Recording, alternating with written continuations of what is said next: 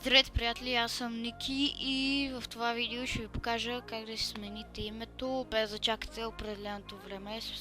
Променили сте си името и не искате да чакате повече, искате пак да си го смените, но то не ви дава. И сега ще ви покажа как си го смените. Значи, отваряте тук Google и пишете Google+. Така. Отваряте най-горното Collections Google+.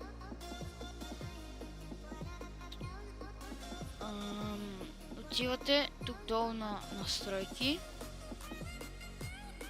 и отивате най-долу на изтриване на потребителски ви прав. Спокойно, няма нито канал да ви изтрие, нито нищо, клипове и такива работи, нищо няма ви изтрие. Просто така ще смените името, натискате го. Тук си въвеждате паролата. Опа. Окей. Сгреших с паролата. Така, давате напред. Цъкате тук и изтриване. Така.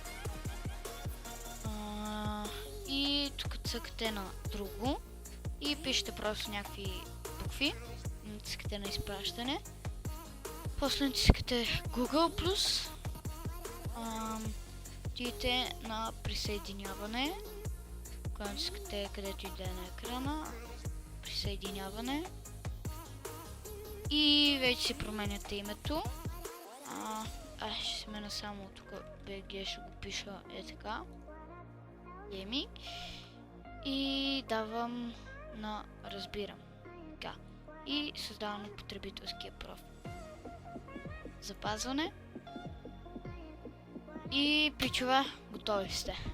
Виждате сега YouTube канала ми, как ще е тук NikiBG Gaming, BG-то, като е в главна буква. Сега излизаме, отиваме на YouTube. Между другото, тия неща вече може да си ги махате, няма значение от тях. Отивате в YouTube. Отивате, рефрешкате веднъж и си отивате на канала. И ето, името ми е с малко гъвече, NikiBG Gaming. И да, пичове, надявам се туториала да ви е харесал. Ако е така, лайк, сабскрайб, коментирайте. И да, това беше от мен.